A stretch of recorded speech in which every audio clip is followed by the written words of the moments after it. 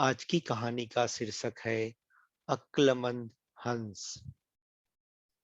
एक बहुत विशाल पेड़ था।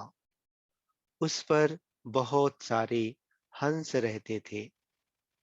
उनमें एक बहुत सयाना हंस था, बुद्धिमान और बहुत दूरदर्शी। सब उसका आदर करके ताऊ कहकर बुलाते थे।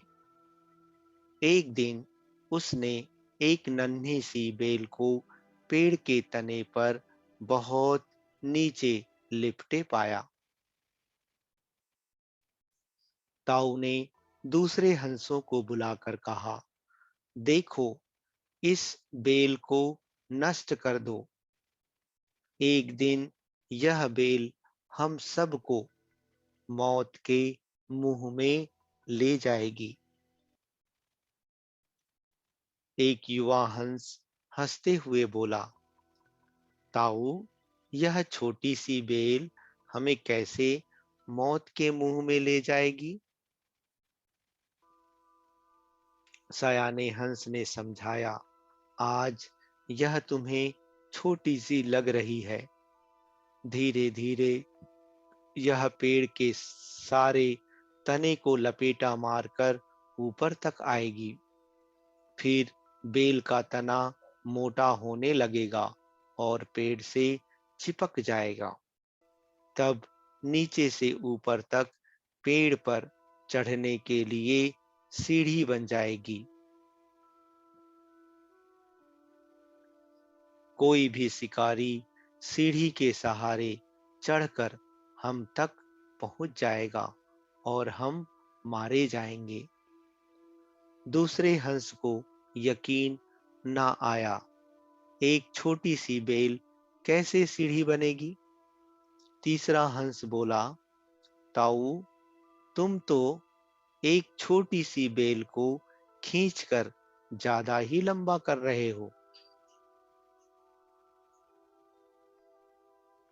एक हंस बड़बड़ाया, यह ताऊ अपनी अक्ल का रौब डालने के लिए अनाप शनाप कहानी बना रहा है। इस प्रकार किसी दूसरे हंस ने ताऊ की बात को गंभीरता से नहीं लिया। इतनी दूर तक देख पाने की उनमें अक्ल कहाँ थी। समय बीतता रहा। बेल लिपटते लिपटते ऊपर शाखों तक पहुंच गई। बेल का तना मोटा होना शुरू हुआ और सचमुच ही पेड़ के तने पर सीढ़ी बन गई,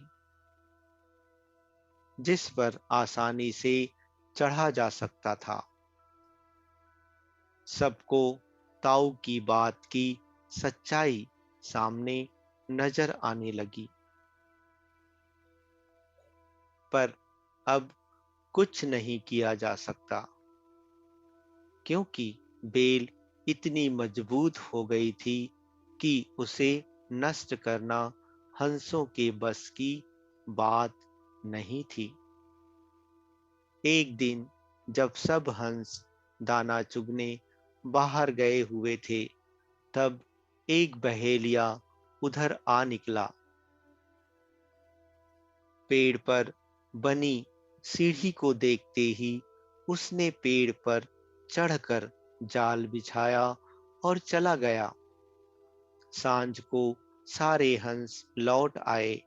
पेड़ पर उतरे तो बहेलिए के जाल में बुरी तरह फंस गए। जब वे जाल में फंस गए और फड़फड़ाने लगे, तब उन्हें ताऊ की बुद्धिमानी और दूरदर्शिता का पता लगा। सब ताऊ की बात ना मानने के लिए लज्जित थे और अपने आप को कोस रहे थे। ताऊ सबसे रुष्ट था और चुप बैठा था। एक हंस ने हिम्मत करके कहा, ताऊ, हम मूर्ख हैं, लेकिन अब हमसे मुंह मत फेरो।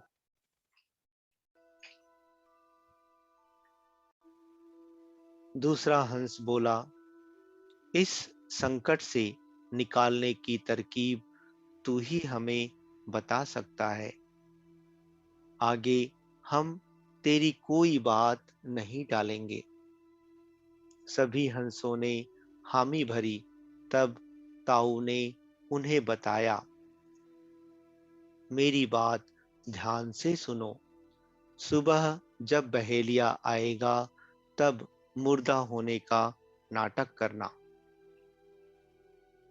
बहेलिया तुम्हें मुर्दा समझकर जाल से निकालकर जमीन पर रखता जाएगा। वहां भी मरे समान पड़े रहना। जैसे ही वह अंतिम हंस को नीचे रखेगा, मैं सीटी बजाऊंगा। मेरी सीटी सुनते ही सब उड़ जाना। सुबह बहेलिया आया। हंसों ने वैसा ही किया जैसा ताऊ ने समझाया था। सचमुच बहेलिया हंसों को मुर्दा समझकर जमीन पर पटकता गया। सीटी की आवाज के साथ ही सारे हंस उड़ गए। बहेलिया अवाक होकर देखता रह गया। बुद्धिमानों की सलाह गंभीरता से लेनी चाहिए। अच्छा दोस्तों, धन्यवाद।